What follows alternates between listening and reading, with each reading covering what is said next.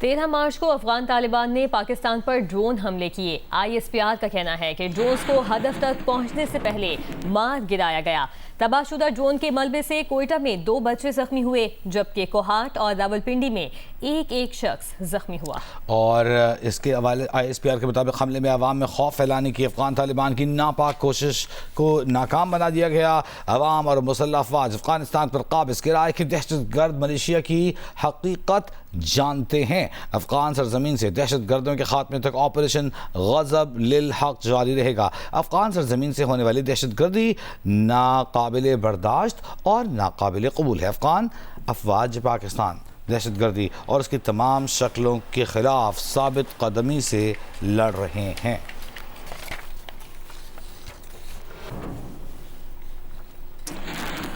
और इसी हवाले से वज़ारत इत्तलाआत की जानिब से तफसील सामने आई है। पाकिस्तान में फितनतुल खवारिज की दहशत गर्दी की कोशिश नाकाम बना दी गई। पाकिस्तान की सिक्योरिटी फोर्सेज ने दहशत गर्द तंजीम के 2 ड्रोन मार गिराए। वज़ारत इत्तलाआत की जानिब से अफगान तालिबान रजीम और भारतीय सोशल मीडिया का झूठा प्रोपेगेंडा बेनकाब। कहा तबाही के बाद ड्रोन्स का मलबा गिरने को अफगान और भारतीय प्रोपेगेंडा सेल बढ़ा चढ़ा कर पेश कर रहे हैं।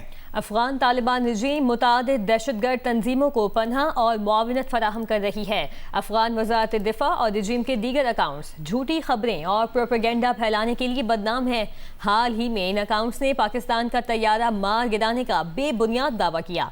अफगान रजीम अकाउंट्स ने पायलटों को गिरफ्तार करने के भी बेबुनियाद दावे किए थे।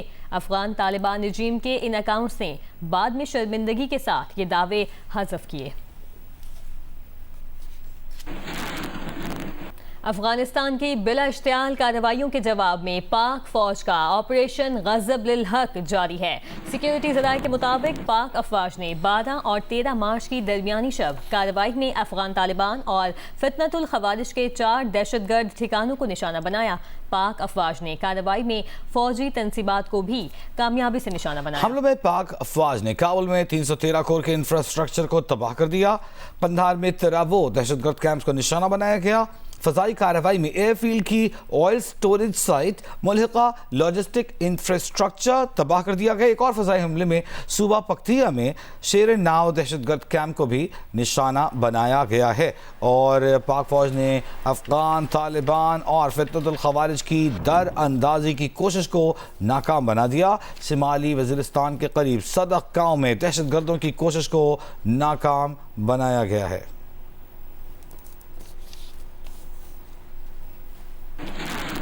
एक अहम खबर आ रही है, लेकिन थोड़ी हैरान कुन भी है। हाल ही में पिछले ही हफ्ते 55 रुपए का इजाफा किया गया और अब बताया जा रहा है कि वज़ीर आज़म के सामने कीमतों में पेट्रोलियम मसनूआत की कीमतों में इजाफे की एक और समरी रखी गई थी।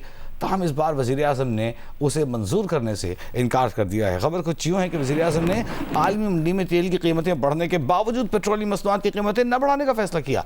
वज़ीर आज़म का कहना है कि आम आदमी पर बोझ कम करने के लिए पेट्रोलियम मसनूआत की कीमतों में इजाफा नहीं किया जा रहा। वादे के मुताबिक जिस कदर हो सकता है इन मुश्किल हालात में आवाम तक रिलीफ पहुँचाएंगे। खित्ते में कशीदगी की वजह से आलमी मईशत इस वक्त दबाव में है। आलमी मईशत पर दबाव की वजह से पाकिस्तान की मईशत पर भी गहरे असरात मुरतब होने का खदशा है। वज़ीर आज़म ने कहा कि बर वक्त पॉलिसी साजी और माली नज़्म ज़ब्त से सूरत हाल से निमटने की कोशिश जारी है। वज़ीर आज़म का कहना है कि ये खुश आइंद है कि वफाकी हुकूमत में बचत इक़दामात के साथ सूबाई हुकूमतें भी साथ दे रही हैं।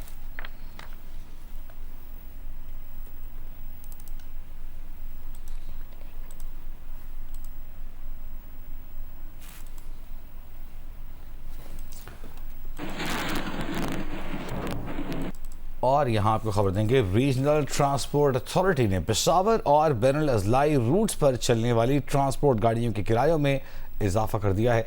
माहम कुरैशी से तफसील जानते हैं। जी, पेट्रोलियम मसनूआत की कीमतों में हालिया इजाफे के बाद रीजनल ट्रांसपोर्ट अथॉरिटी ने पेशावर शहर और बैनुल अज़लाई रूट्स पर सफर करने वाली ट्रांसपोर्ट गाड़ियों के किरायों में इजाफा किया है, जिसके तहत मिनी बसों और फ्लाइंग कोचेस का फी किलोमीटर किराया जो है वो 2.81 रुपए से बढ़ाकर 3.51 रुपए कर दिया गया है। आम बसों का फी किलोमीटर किराया जो है वो 2.73 रुपए से बढ़ाकर 3.36 रुपए कर दिया गया है।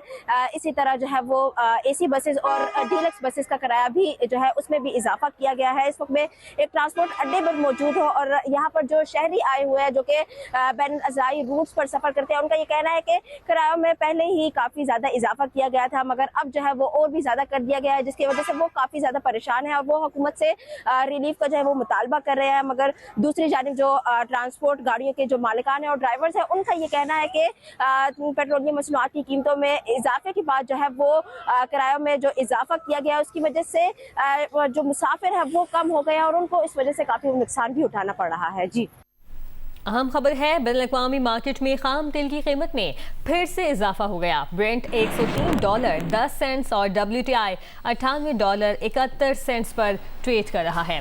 ये इस वक्त बड़ी खबर है। बैनुल-अक़वामी मार्केट में खाम तेल की कीमत में फिर से इजाफा हो गया है। ब्रेंट $103.10 जबकि WTI $98.71 पर ट्रेड कर रहा है।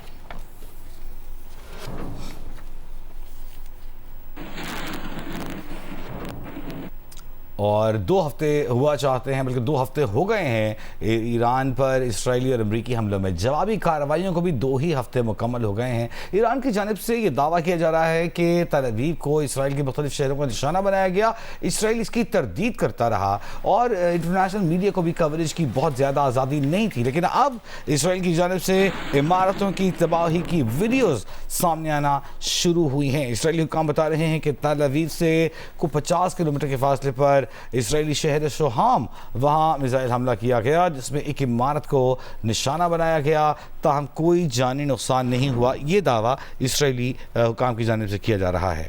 इसराइल ने इमारतों की तबाही की वीडियो जारी करना शुरू कर दी है। इसराइली हुकाम का कहना है कि तल अवीव से 50 किलोमीटर फासले पर इसराइली शहर शोहाम में मिसाइल हमला किया गया जिसमें एक इमारत को निशाना बनाया गया, ताहम कोई जानी नुकसान नहीं हुआ।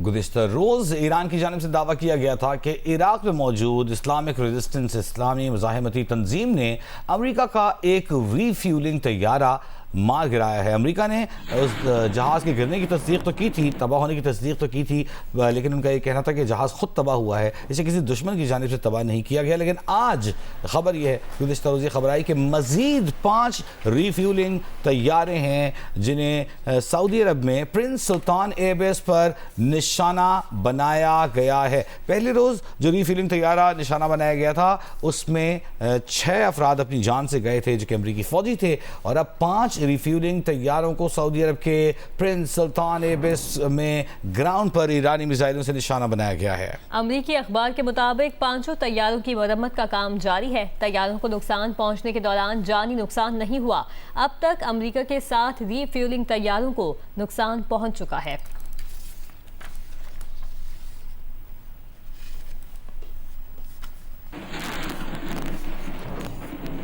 आपको बताएं, अमेरिकी सेंट्रल कमांड ने कहा है कि B-2 बमबार तैयारे ईरान पर हमले के लिए रवाना कर दिए हैं। मकसद ईरानी खतरे का खात्मा और ईरान को दोबारा अपने पांव पर खड़ा होने से रोकना है। बरतानवी मीडिया के मुताबिक तकरीबन 5000 मजीद अमरीकी फौजी मशरिक़ वस्ता में तैनात किए जा रहे हैं।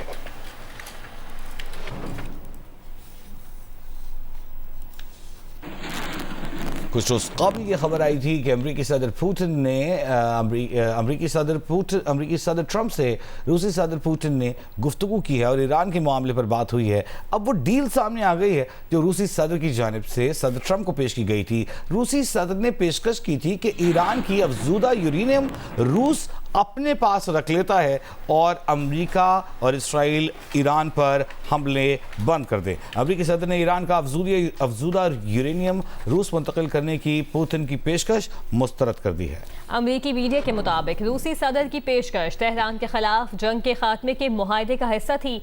पुतिन ने पेशकश रवां हफ्ते ट्रंप के साथ फोन कॉल में दी थी जिसे कबूल नहीं किया गया।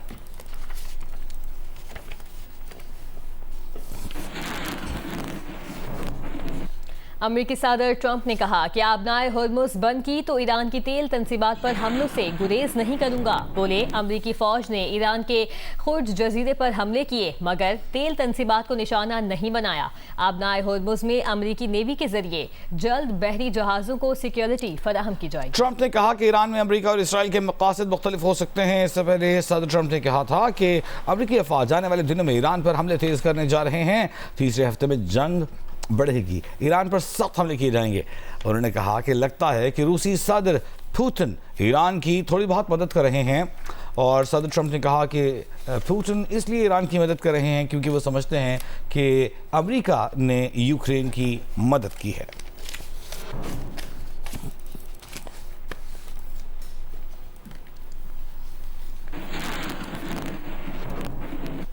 अमेरिका ने आर्जी तौर पर रूसी तेल पर आयद पाबंदियां उठा ली। अमेरिकी वज़ीर ख़जाना स्कॉट बेसेंट के मुताबिक ये कदम ईरान की जंग के बायस मुतासिर होने वाली आलमी तवानाई मंडियों को मुस्तहकम करने के लिए उठाया गया है। अमेरिकी वज़ीर ख़जाना स्कॉट बेसेंट ने रूसी तेल पर आयद पाबंदियां उठाने के इक़दाम को बदकिस्मती करार देते हुए कहा कि ये अफसोस की बात है कि रूस को फ़ायदा होगा इससे, लेकिन ये मुख्तसर मुद्दत के लिए किया गया कदम है। महकमा ख़जाना के मुताबिक ये छूट 11 अप्रैल तक बरकरार रहेगी क्योंकि ट्रंप इंतज़ामिया ईरान में जंग के दौरान तवानाई की कीमतों पर काबू पाने की कोशिश कर रही है।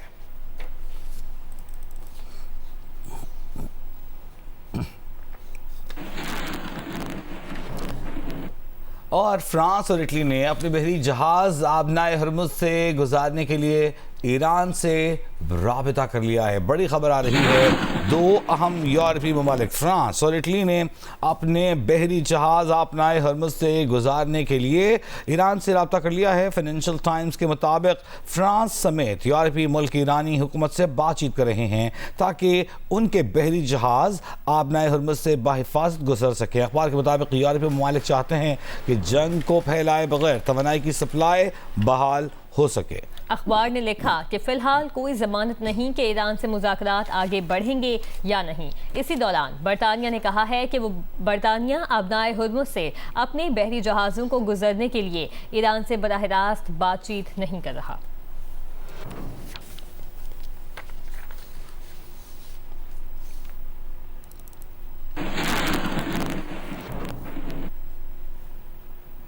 और ऐसे में खबर आ रही है कि ईरान ने तुर्की को अपना तवानाई से मुताल्लिक़ तेल से लदा बहरी जहाज आबनाए हुर्मुज़ से गुजरने की इजाज़त दे दी है।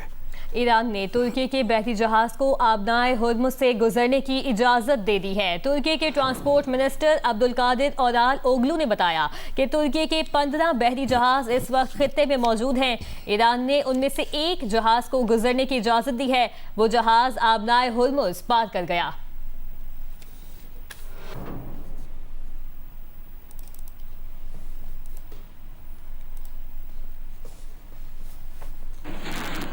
नौशहरा के बाद आपको बताएं कि हैदराबाद में जूं जूं ईद करीब आती जा रही है, बाजारों और शॉपिंग सेंटर में रश बढ़ता जा रहा है, लेकिन खवातीन की तैयारियों में वर्जियों ने मज़ा किरकिरा कर रखा है।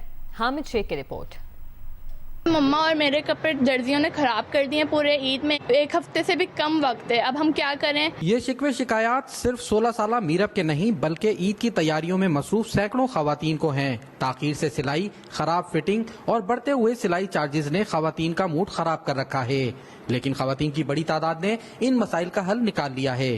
खवातीन दर्जियों के नखरे उठाने के बजाय रेडीमेड मलबूसात खरीदने में मसरूफ हैं। यही ले रहे हैं रेडीमेड सूट ही, क्योंकि दर्जियों को आपको पता है पसंद भी मुश्किल से आते हैं, फिर बेलों के चक्कर, फिर डाई के चक्कर, फिर फला के चक्कर, ये बहुत चक्कर होते हैं हमारे साथ। टेलर्स जो है वो पैसे बहुत मांग रहे हैं और सेकंड ये कि रश उनके बाद इतने नखरे उनके इतने, यहाँ से हम ले जाते हैं रेडीमेड तो यहाँ पे से अच्छे मिल जाते हैं। मैं यहाँ पे ड्रेस लेने आई हूँ रेडीमेड, क्योंकि आपको पता है टाइम बहुत कम है तो टेलर्स नहीं लेते हैं। फिर खवातीन की ईद की तैयारियों के कई रंग होते हैं। नित नए डिजाइन के मलबूसात की खरीदारी के साथ खवातीन मैचिंग की ज्वेलरी खरीदने में भी मसरूफ हैं। मैं अपने सूट की मैचिंग की ये बैंगल्स लेने आई हूँ, ये देखने आई हूँ, इयररिंग्स ले रही हूँ, रिंग्स ले रही हूँ, बाकी शॉपिंग मेरी हो चुकी है। मैं अपनी ईद की शॉपिंग करने आई हूँ, अपने सूट की मैचिंग की सारी चीजें लेने आई हूँ, बैंगल्स लेने आई हूँ, इयररिंग्स लेने आई हूँ। खवातीन का कहना है कि ईद की खुशियों में खूबसूरत मलबूसात के साथ ज्वेलरी इनकी तैयारियों को चार चांद लगा देती है। कैमरामैन अफजल खान के साथ हामिद शेख, जियो न्यूज़, हैदराबाद। और ईद की तैयारी हो, सिंधी टोपी ना हो, कैसे मुमकिन है? आपको मुकेश रुपैता इस अहमियत और इस ईद पर उसकी ज़रूरत से मुताल्लिक़ बता रहे हैं, उस तरफ चलते हैं। सिंधी टोपी सिंध की सकाफत का अहम हिस्सा है, इसलिए किसी भी खुशी के मौके पर सिंध के लोग सिंधी टोपी ज़रूर पहनते हैं और ख़ास तौर पर सिंधी टोपी ईद पर पहनी जाती है। सिंधी टोपी रंग बिरंगी धागों और शीशे में खूबसूरत डिज़ाइन से तैयार की जाती है। शहरियों का कहना है कि ईद के दिन वो सिंधी टोपी पहनकर खुशी महसूस करते हैं और ये सिंधी सकाफत भी उजागर करती है। सिंधी टोपी हमारी सकाफत है, हम इसे ईद के दिन पहनकर खुशी महसूस करते हैं और ख़ुद भी पहनते हैं, अपने दोस्तों को भी गिफ्ट के तौर पे देते हैं। नए कपड़ों के साथ नई टोपी भी चाहिए, ईद का बड़ा दिन है, खुद भी लेते हैं, दोस्तों को भी लेके देते हैं। दुकानदारों का कहना है कि ईद के दिनों में सिंधी टोपी की खरीदो फरोख्त में इजाफा बढ़ जाता है। लोग न सिर्फ अपने लिए बल्कि अंदरून मुल्क और बैरून ममालिक में रहने वाले दोस्तों और रिश्तेदारों को तोहफे के तौर पर बीज भेजने के लिए खरीद करते हैं। और ईद जब नज़दीक आ जाती है तो ये इसकी फ़रोख्त में जो है बहुत तेज़ी आ जाती है और टोपी जो है ना बिल्कुल अपने लिए भी लोग लेते हैं, अपने दोस्तों के लिए बिल्कुल लेते हैं। सर, सिंधी टोपी 500 रुपये से लेकर 25,000 रुपये तक की कीमत पर मार्केट में दस्तयाब है, इसलिए हर कोई आसानी खरीद कर सकता है। शहरियों का कहना है कि ईद पर सिंधी टोपी पहनकर न सिर्फ वो खुशी महसूस करते हैं बल्कि सिंध की सकाफत को भी उजागर करते हैं। कैमरामैन साजिद खोसो के साथ मुकेश रुपैता, जियो न्यूज़, जैकबाबाद।